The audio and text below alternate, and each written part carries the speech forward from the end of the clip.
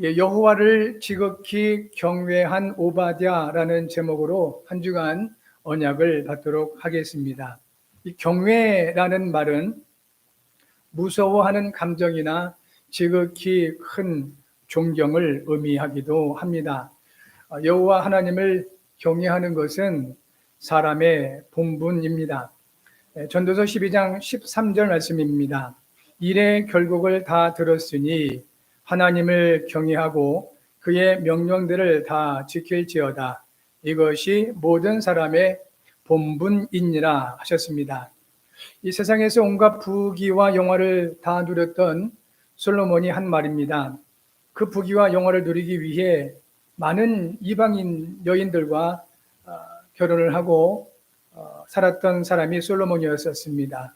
그런데 나이가 많이 들었을 때 이 이방 여인들의 유혹을 받아들이고 하나님을 떠나서 우상을 숭배했던 솔로몬이었습니다.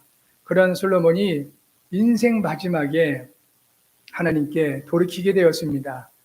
그리고 아들에게 부탁을 하는 것입니다. 성공하라고 부탁을 한 것도 아니고 착하게 살라고 부탁한 것이 아니라 하나님을 경외하라고 부탁을 했습니다. 그리고 하나님의 명령들을 지키라고 부탁을 했습니다. 하나님은 좋으신 분이십니다. 이 좋으신 분이라고 해서 함부로 해도 된다는 말은 아닙니다. 많은 사람들이 그 사람 참 좋다라고 하면서 함부로 대하는 경우가 많이 있습니다. 하나님 분명히 좋으신 분이신데 이 말은 하나님께 함부로 대해도 된다는 말이 아닌 것입니다. 하나님을 창조주로 존중하면서 두려워해야 합니다. 이 두려워한다는 말은 무서워서 벌벌 떨고 눌리라는 말이 아닌 것입니다.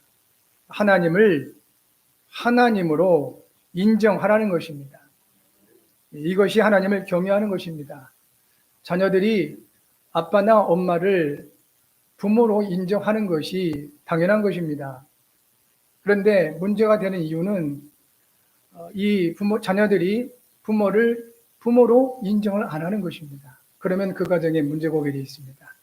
마찬가지로 부모도 자녀를 소중한 하나님의 자녀들로 인정을 해야 되는데 자기 것으로 여기고 함부로 여긴다면 그 가정에 문제가 될 수밖에 없는 것입니다. 저와 여러분들은 하나님을 하나님으로 인정하자는 것입니다. 그것이 여호와를 경외하는 것입니다.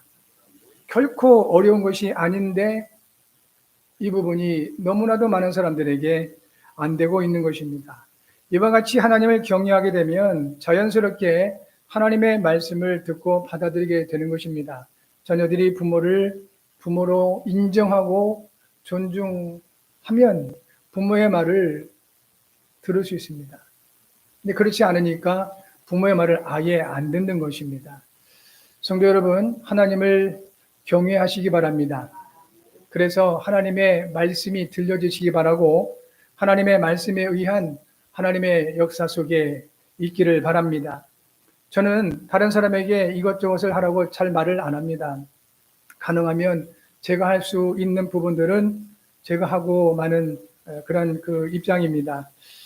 그런데 제가 기도하다가 꼭 해줘야 할 말이 있다라고 판단이 되면 아주 신중하게 말을 할 때가 있습니다. 그런데 그때 저의 말을 듣고 이 삶의 적용을 하는 사람을 보게 되면 너무 고맙게 여겨지게 됩니다. 그리고 그 사람을 위해서는 더 깊이 기도하게 되고 신중하게 말을 하게 됩니다. 그런데 반대로 저의 말을 듣고 이렇게 기도하면서 그리고 많이 생각하고 신중하게 말을 전해줬는데 전혀 받아들이지 않고 삶에 적용하지 않으면 굉장히 무시받은 느낌을 받게 됩니다. 저의 말을 무시하는 것은 곧 저 자신을 무시하는 것과 같은 것이 됩니다. 그러면 그 사람에게는 중요한 말을 할 수가 없게 됩니다. 이 하나님을 경외한다는 것은 하나님의 말씀을 존중하고 받아들이는 행동을 말하는 것입니다. 하나님을 무시하는 사람은 당연히 하나님의 말씀을 듣지 않습니다. 하나님의 말씀을 받아들일 수가 없는 것입니다. 그리고 하나님의 말씀을 들어도 하나님을 경외하지 않는 사람들은 행동으로 적용하지 않습니다. 왜냐하면 그만한 가치가 없다라고 생각하기 때문입니다. 사람은 어쩔 수 없이 이것을 내가 꼭 해야 된다, 이 가치가 있다라고 판단돼야 행동으로 옮겨지게 되는 겁니다. 하나님의 말씀을 받지 않고 행동으로 옮기지 않는 사람은 자신의 생각을 따라서 살 수밖에 없습니다. 그래서 결국은 자신의 한계에 부딪히게 되고 솔로몬과 같이 인생을 한탄하면서 끝내게 되는 것입니다. 솔로몬은 처음에 하나님을 대단히 경외했던 사람입니다. 그래서 하나님이 주시는 지식과 지혜를 통해서 아주 훌륭한 왕이 되었었습니다. 그런데 나이가 먹어가면서 자기가 너무 사랑하는 여인들, 그들로 말미암아 이제 변질된 것입니다. 결국은 이 솔로몬의 고백이 잠언서와 전도서 마지막 부분인데 모든 것이 헛되고 헛되다라고 한탄을 하고 인생을 마치게 된 것입니다. 예배하는 여러분은 하나님을 경외하시기 바랍니다. 하나님을 하나님으로 존중하기 바랍니다. 그러면 그분의 말씀을 소중하게 듣게 됩니다. 하나님의 말씀을 소중하게 듣고 받는 사람은 자연스럽게 행동으로 옮겨지게 되어 있습니다. 하나님 말씀을 따라가는 것이 우리의 용기나 아주 중대한 결단에 의해서 이루어지는 것이 아니라 우리가 하나님을 하나님으로 인정하는, 하나님을 경외하게 되면 자연스럽게 그 하나님의 말씀이 들려지게 되고 받아들여지게 됩니다. 그러면 어렵지 않게 아주 당연하게 삶에 적용되는 것입니다. 이와 같이 하나님의 말씀을 소중하게 듣고 받는 사람은 자연스럽게 행동으로 옮겨지게 되는데, 이런 사람은 솔로몬처럼 인생 마지막에 한탄하는 것이 아니라 솔로몬의 아버지인 다윗처럼, 그리고 바울처럼 하나님을 찬송하며 감사하게 되는 것입니다. 지금 여러분의 삶이 어렵고 힘들어도 사실은 괜찮습니다. 왜냐하면 여러분의 미래, 여러분의 앞날 더 중요할 수 있습니다. 그래서 그리스도 안에 있는 여러분들은 더욱 여러분의 삶이 더 풍성해지기 바라고, 시간이 가면 갈수록 하나님을 경외하는 여러분들은 하나님께 감사가 충만하고 하나님께 찬송할 수밖에 없는 응답이 풍성하시기를 바랍니다. 예배자인 여러분들은 하나님이 솔로몬을 통해 말씀하신 사람의 본분을 따라 살아야 되겠습니다. 하나님을 경외하고 하나님을 이제 그 하나님의 말씀을 듣고 지키는 것이 사람의 본분이라고 했습니다. 하나님 경외, 두 번째는 하나님의 말씀을 듣고 따르는 것, 이것이 사람의 본분이라고 깨달은 솔로몬을 통해서 하나님이 말씀하신 것입니다. 하나님의 말씀하신 대로, 그리고 이 말씀, 하나님이 말씀하신 사람의 본분대로 살게 되면 하나님이 주시는 것으로 살게 됩니다. 이게 무슨 말이냐면, 신앙생활을 하면서도 하나님이 주시는 것과는 상관없이 나의 것으로만 사는 사람들이 대단히 많습니다. 그래서 신앙생활을 하면서도 불신자와 비슷한 생각을 가지고 열심히 살아야 된다, 최선을 다해야 된다, 그렇게 생각을 하시면서 하나님 앞에 기도하지 않고 하나님을 의지하지 않고 자신의 노력으로 살아가시는 분들이 있다는 겁니다. 그 불신자 상태고 불신자의 모습인 것입니다. 열심히 하지 말라는 소리가 아닙니다. 그리스도인들은 불신자들의 열심 이상으로 하게 됩니다. 왜냐하면 하나님이 게으르신 분이 아닙니다. 여호와의 열심히 모든 것을 이루신다 했습니다. 그 하나님이 저와 여러분과 함께 하십니다. 그 하나님이 주무시는 분이 아니고 역사하시는 분이십니다. 살아서 역사하시는 분이십니다. 그 하나님의 열심이 저와 여러분을 통해 나타나게 되면 불신자의 노력과 열심을 넘어서게 되는 것입니다. 단지 주인이 누구냐 이겁니다. 내 생각대로, 내 뜻대로, 그러면 얻어지는 모든 것이 내 것이 됩니다. 그 내 것이 된 그 모든 것들 때문에 창세기 3장 16절부터 20절이 되는 겁니다. 가시덤불과 엉겅퀴가 되는 것입니다. 얻기는 합니다. 갖게 되기는 하는데 범죄한 아담에게 말씀하신 대로 그 모든 것이 가시덤불과 엉겅퀴가 된다라고 하신 겁니다. 그래서 불신자들이 부유한 사람들 중에 감추어진 그 고통 가운데 있는 사람들이 많이 있는 겁니다. 여호와를 경외하는 여러분들은 하나님이 주신 것으로 살기를 바랍니다. 하나님이 주신 것으로 살게 되면 우리의 그 능력과 한계를 초월하는 일들이 나타나게 되는 것입니다. 그러면 하나님이 주신 것들 중에 가장 먼저 주시고 가장 중요한 그 내용이 있습니다. 그것이 바로 하나님의 형상인 것입니다. 하나님의 사람을 하나님의 형상으로 창조하신 것입니다. 이 하나님의 형상을 잃어버리니까 짐승처럼 살게 되는 겁니다. 이 하나님의 형상을 잃어버리니까 짐승보다 못하게 살기도 하는 것입니다. 저와 여러분들은 구원받은 하나님의 사람들이 되었습니다. 하나님의 형상을 회복한 사람들이 되었습니다. 쉽게 말하면 이 하나님의 형상은 사람처럼 살지 말라는 겁니다. 더욱 짐승처럼 살라는 말은 아닙니다. 하나님처럼 살라는 것입니다. 잘 이해가 안 될지 모르겠는데 개에게 자꾸만 사람처럼 살라고 강요하는 분들이 많이 있습니다. 애완견을 키우신 분들, 자꾸 개한테 사람처럼 살라고 하면 개는 괴롭습니다. 또 그렇게 살 수도 없습니다. 개는 개처럼 살 때 가장 편안한 것입니다. 그런데 많은 사람들이 사람은 사람처럼 살아야 된다, 인간이 인간다워야 된다고 하는데 그것은 착각입니다. 창조주 하나님은 뭐라고 말씀하셨냐면 모든 짐승들은 개는 개 모양으로, 고양이는 고양이 모양으로 창조하셨다고 하셨는데 사람은 사람 모양으로 창조하신 것이 아니라 하나님의 형상으로 창조를 하셨다고 하셨습니다. 이 말은 사람은 하나님처럼 살아야 된다는 소리입니다.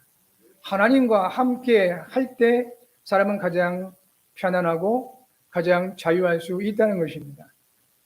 이런 하나님의 형상을 던져버리고 내 뜻대로 내 생각대로 살려고 하다 보니 인생이 어렵고 고통스러울 수밖에 없는 것입니다. 하나님께서 사람을 하나님의 형상으로 창조하신 이유와 목적을 창세기 43장 7절에서는 하나님의 영광을 위하여라고 말씀을 하셨습니다. 그리고 이사야 43장 21절에서는 하나님을 찬송하게 하시기 위함이라고 말씀을 하셨습니다. 하나님의 사람을 향한 창조 목적은 사람의 본분과 깊은 관련이 있는데 하나님을 경외하는 사람은 사람을 나타내지 않고 하나님을 나타내게 됩니다. 이것이 하나님의 영광을 위한 것입니다. 성도 여러분, 여러분에게 아무리 좋은 일이 일어나고 또 자랑할 만한 그런 기쁜 일들이 있다 할지라도 여러분을 자랑하지 마시고 하나님을 자랑하는 은혜가 있기 바랍니다. 모든 것이 하나님으로 말미암아 주어진 것입니다. 이것이 안 되는 사람은 늘 자기를 자랑하게 됩니다. 내가 기도를 많이 해서 응답을 받았다 하는데 그 응답 주신 하나님을 높이는 게 아니라 내가 기도 많이 했다는 걸 자랑하고 싶은 겁니다. 그럼 기도 안 하면 하나님 응답을 안 하십니까? 숨 쉬는 거, 그거 자체가 하나님의 응답인데요. 그래서 모든 것을 보시면서 하나님을 나타내신 여러분 되는 것이 하나님의 영광을 위한 것이다 하는 것이고요. 하나님의 말씀이 이루어진 응답을 받은 사람들이 하나님을 찬양하게 되는 것입니다. 성경에 기록된 수많은 찬양, 특별히 시편의 찬양은 사람의 한탄의 소리가 아닙니다. 하나님이 주신 말씀의 성취를 노래한 것입니다. 시편의 많은 부분에 다윗의 시가 들어가 있습니다. 그 다윗의 시를 통해서 확인할 수 있을 것입니다. 인간의 한탄의 소리가 아니었습니다. 하나님이 주신 말씀이 성취된 그 응답을 노래한 것이 바로 찬송이라는 것입니다. 하나님을 경외하는 여러분에게 반드시 하나님의 말씀이 성취되는 응답이 있게 될 것입니다. 그때 하나님을 높이는 것이 진정한 하나님께 영광이 되는 것이고 하나님을 찬송하는 것입니다. 이 축복을 풍성하게 누리는 여러분 되시기 바랍니다. 하나님을 경외하는 것은 고통과 어려움이 아닙니다. 오히려 모든 것을 살리는 지름길입니다. 잠언서 1장 7절에 여호와를 경외하는 것이 지식의 근본이라고 말씀을 하셨습니다. 잠언서 9장 10절에서는 여호와를 경외하는 것이 지혜의 근본이라고 말씀을 하셨습니다.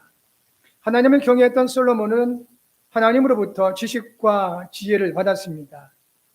처음에 이 솔로몬은 하나님으로부터 받은 이 지식과 지혜를 통하여 아주 훌륭한 이스라엘의 왕이 되었던 것입니다.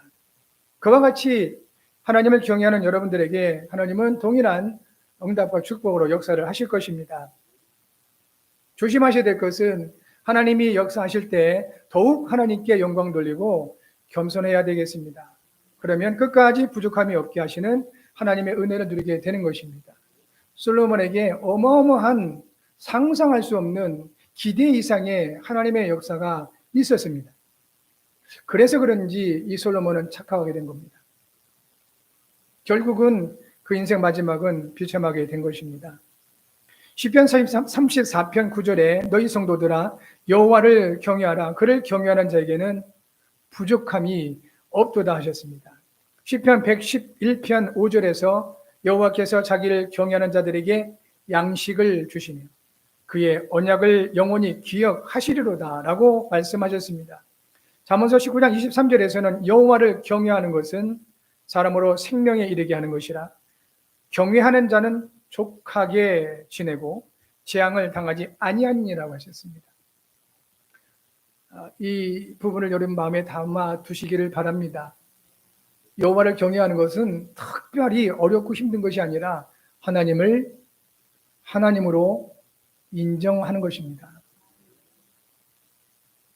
시편을 통해서 또는 모든 믿음의 선진들이 하나님께 기도할 때 많은 고백을 했습니다.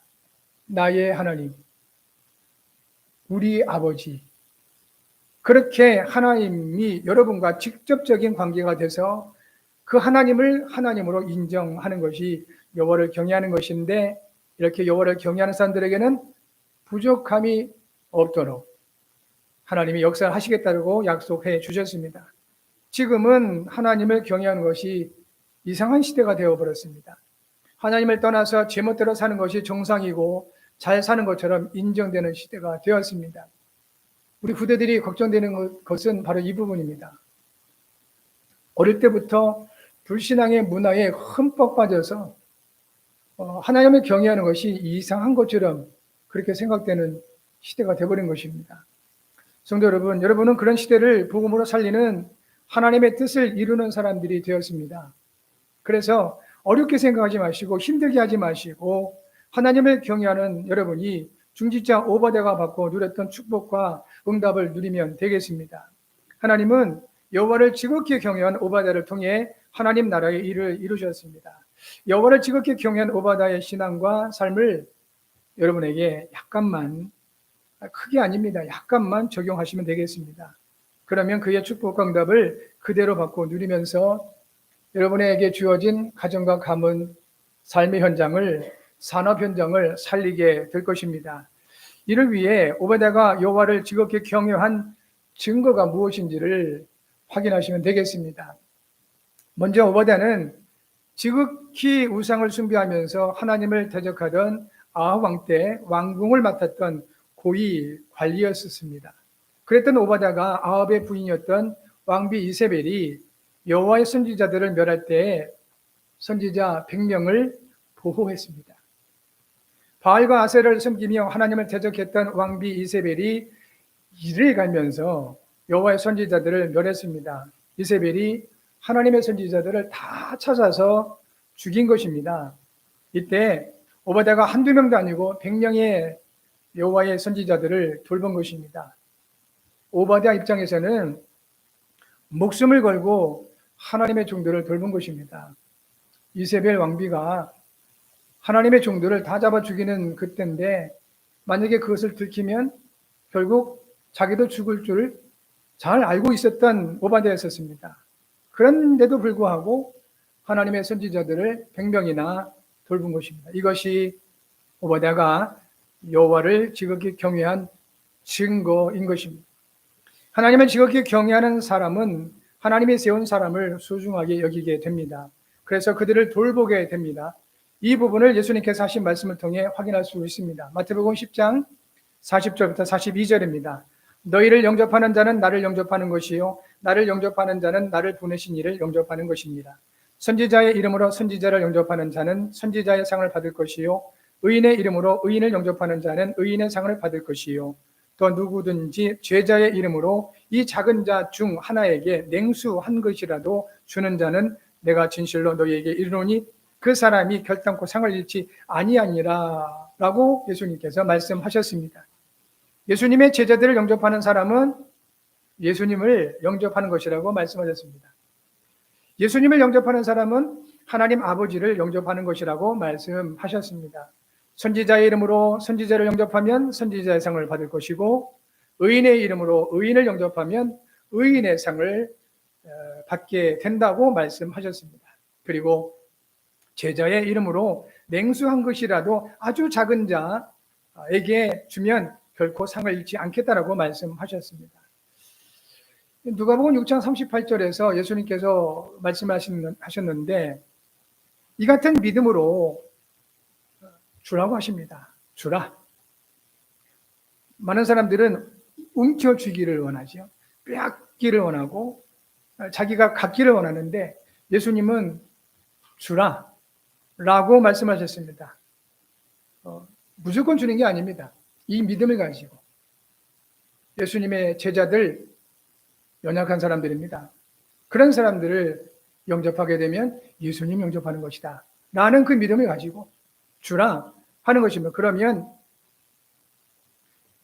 그에 대한 그 보상을 말씀하셨는데 너에게 줄 것이요 곧 후히 되어 누르고 흔들어 넘치도록 하여 너희에게 안겨주시리라고 말씀을 하셨습니다. 하나님을 경외하는 사람은 하나님이 세우신 사람을 영접하며 섬기게 됩니다.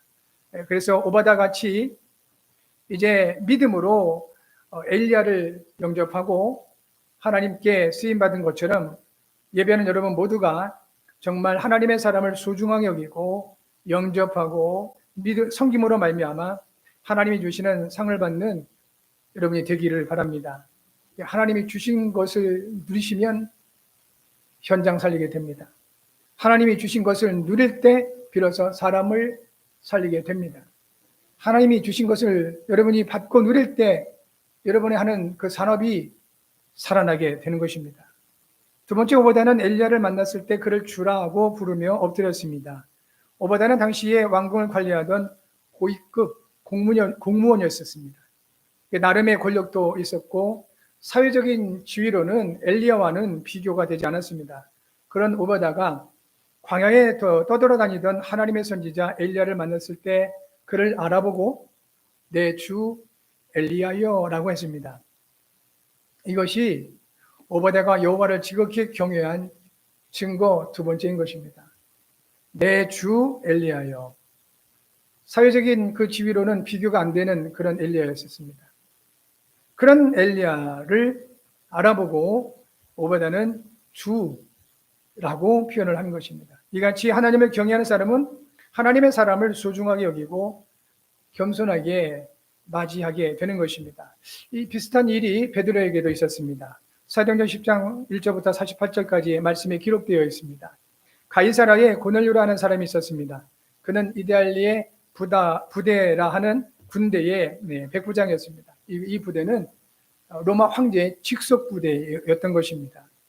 고넬료는 경건하여 온 지방과 더불어 하나님을 경외했으며 백성을 많이 구제하고 하나님께 항상 기도했다고 했습니다.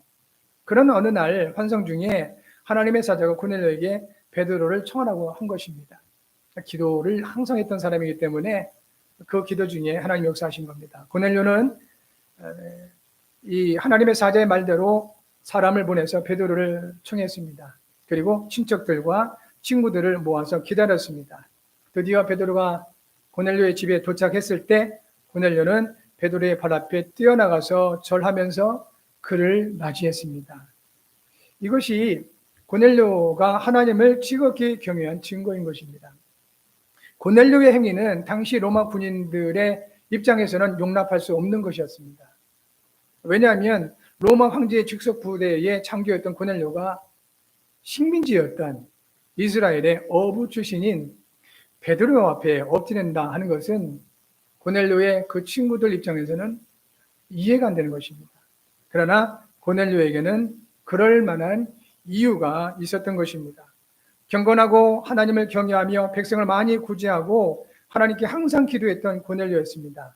언뜻 보면 완벽한 신앙생활을 하는 것처럼 보여집니다. 그러나 하나님이 보시기에 이런 고넬료에게 한 가지가 없었던 것입니다.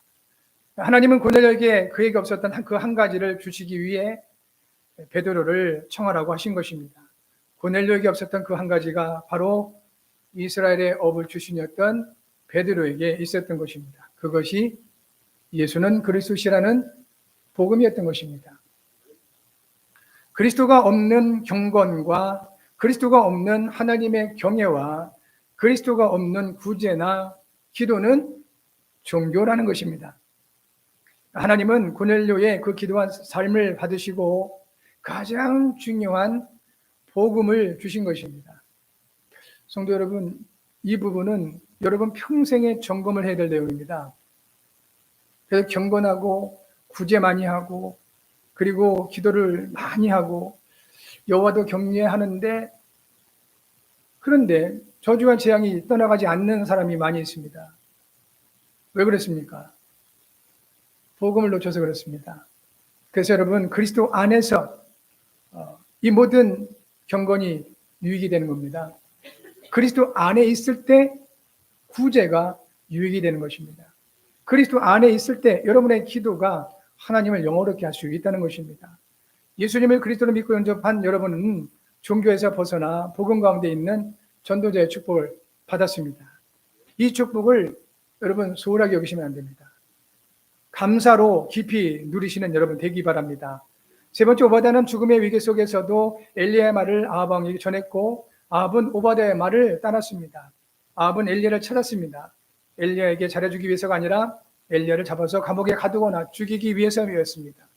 오바댜는 아합에게 엘리야가 만나려고 한다고 전했는데, 만약에 엘리야가 그 말을 아합에게 전했지만 엘리야가 다른 곳에 가버린다면 오바댜는 거짓말을 하게 된 것이죠. 왕에게 거짓말을 하게 된 것이고 결국 그것 때문에 죽게 된다고 걱정을 했습니다.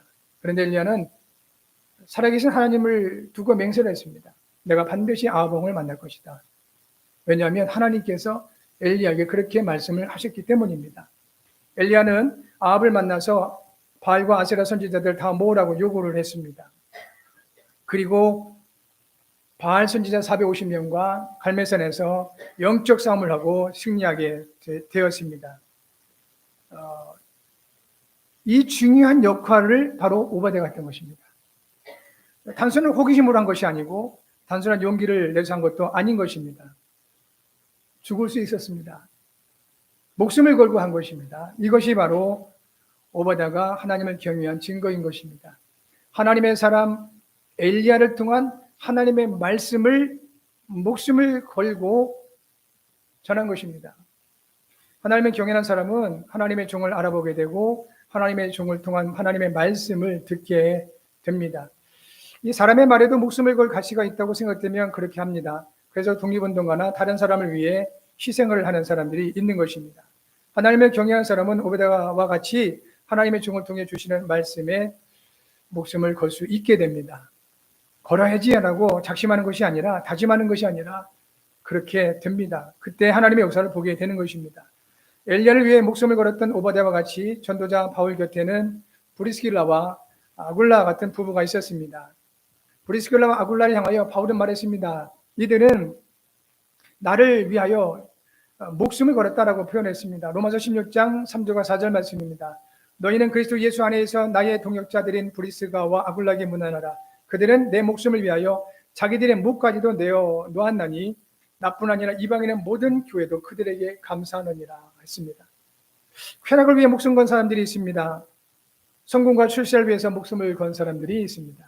또 어떤 사람들은 다른 사람을 돕거나 정의를 위해서 목숨을 건 사람도 있습니다. 이 사람들의 특징은 가치를 발견한 것입니다. 모든 사람에게 목숨보다 더 큰 가치가 있을까요? 그래서 대부분의 사람들은 자기 목숨을 위해 살 수밖에 없는 것입니다. 그런데 소수의 사람들이 자기 목숨보다 소중한 가치를 발견하고 그것을 위해 살고 있습니다. 그 사람들이 세상을 바꾸고 있는 것입니다. 그런데 그것으로 끝나는 것이 아닙니다. 하나님의 자녀된 저와 여러분들은 예수께서 그리스도시라는 이 복음이 최고의 가치가 되어야 합니다. 그리고 이 복음이 나에게 최고의 가치가 되었는지를 점검을 해 보셔야 됩니다. 예수님을 믿는 믿음 때문에 내게 위협과 손해가 온다면 그때 여러분은 그 위협과 손해를 감수하면서 예수님을 믿을 수 있을지 점검을 해 보셔야 되는 것입니다. 예수님을 믿는다고 하면서 그 위협과 손해가 왔을 때 쉽게 그 믿음을 놓치는 경우가 많이 있습니다. 평상시는 나의 믿음의 실체를 알 수가 없습니다. 자신할 수도 없습니다. 오바다나 브리스가 아골라 부부처럼 자기의 목숨을 내놓을 정도로 복음에 대해 가치를 둔 사람은 위험과 손해가 닥친 순간에 믿음으로 표현을 할 수 있게 되는 것입니다. 그러므로 평상시가 중요한 겁니다. 평상시 여호와를 경외하는 여러분 되시기 바랍니다. 평상시 하나님 살아계시고 나의 창조주 되시며 나와 항상 함께 하심을 인정하는 여러분 되시기 바랍니다. 하나님은 여호와를 경외하는 여러분들에게 반드시 하나님의 보상이 있다라고 말씀하셨습니다. 잠언서 22장 4절입니다. 겸손과 여호와를 경외함의 보상은 재물과 영광과 생명이니라 말씀하셨습니다. 하나님 앞에 겸손하고 하나님을 경외하는 사람에게는 하나님께서 재물과 영광과 생명으로 보상을 하신다고 약속해 주셨습니다. 하나님 앞에 겸손하고 하나님을 경외하는 것은 절대로 갑자기 되는 것이 아닙니다. 평상시 하나님 앞에 겸손하고 하나님을 경외할 때 위기와 손해가 와도 그것과 상관없이 하나님 앞에 있을 수 있는 것입니다. 이런 사람들에게 하나님은 재물, 영광, 그리고 생명을 역사하시는 겁니다. 왜냐하면 사람들이 재물만 조금 과하게 얻게 되면 변질됩니다. 세상의 영광을 조금만 가져도 사람이 이상하게 됩니다. 하나님은 그렇게 하나님의 사람들이 망하지를 않기를 원하십니다. 미리 준비를 하시는 겁니다. 하나님은 여호와를 경외하는 사람에게 견고한 의뢰가 되시고 그의 자녀들에게 피난처가 되시는 망대라고 말씀하셨습니다. 잠언 14장 26절입니다. 여호와를 경외하는 자에게는 견고한 의뢰가 있나니 그 자녀들에게 피난처가 있으리라고 하였습니다. 성도 여러분, 여러분이 여호와를 의뢰하는 분들 되시기 바랍니다. 하나님을 경외하는 분들이 되셔서 여러분들 때문에 여러분들의 자녀들에게 피난처가 생기는 증거 있기를 바랍니다. 어떤 분이 얘기했습니다. 자녀가 먼저 죽었는데 어째서 그렇게 기도 많이 하고 믿음 있는 사람의 자녀를 먼저 죽게 하셨냐? 그렇게 원망 어린 말들을 하기도 했습니다. 우리의 입장에서는 그렇게 보여질 수 있지만 하나님께서는 다를 수 있습니다. 하나님이 보실 때 가장 선한 길이 따로 있다는 것입니다. 그래서 그것이 그의 피난처일 수도 있다는 것입니다. 시편 61편 3절에서는 주는 나의 피난처시요 원수를 피하는 견고한 망대심이라고 하셨습니다. 성도 여러분, 하나님은 여러분의 피난처가 되십니다. 왜 사람에게 피난처가 필요합니까? 내 능력으로 해결될 수 없는 일들이 많이 있기 때문에 그렇습니다. 전쟁이 났을 때 전쟁을 능히 이길 만한 힘이 있으면 피난 가는 것이 아니라 정복해버리지요. 그런데 우리의 신앙과 생활 속에 영적으로든 사회적으로든 물질적으로든 우리의 능력으로 해결할 수 없는 일들이 많이 있을 수 있다는 겁니다. 그래서 피난처가 필요한데 그리스도께서 여러분의 피난처가 되시고 또 견고한 망대가 되시겠다라고 약속하셨습니다. 여러분이 하나님을 경외한다면 하나님은 여러분에게 먼저 믿음을 주시고 여러분의 자녀들에게 피난처를 만들어 주신다고 말씀하셨습니다. 피난처는 전쟁이나 재앙을 받은 사람에게 필요한 장소입니다. 사람에게 가장 필요한 피난처는 영적 전쟁과 영적인 재앙에서 이기고 지옥에서 벗어날 수 있는 곳입니다. 그리스도께서 저와 여러분의 영원한 피난처요, 영원한 망대가 되셨습니다. 그래서 시편 61편 3절에 말씀하신 대로 우리의 피난처이신 그리스도 안에 있을 때 영적 원수를 피할 수 있는 것입니다. 그리스도께서 여러분의 영원한 피난처시여 무너지지 않는 견고한 망대이시기 때문입니다. 이번 한 주간 하나님 경외라는 단어를 한번 마음에 담으시고 일주일 내내 묵상해 보시기 바랍니다. 하나님 경외, 여호와를 경외한다는 이 말을 마음에 담으시고 묵상해 보시기 바랍니다. 그리고 여러분 스스로 오바댜와 브리스길라 아굴라 부부같이 복음이 목숨을 걸 가치가 되었는지를 이번 한 주간은 잘 점검해 보시는 은혜가 있기를 바랍니다. 그래서 오늘 예배하면서 하나님의 말씀을 받고 하나님을 경외하는 여러분에게 전능하신 하나님께서 피난처가 되시고 견고한 망대가 되시며 재물과 영광과 생명으로 보상하시는 증거가 있기를 그리스도의 신 예수님의 이름으로 축복합니다.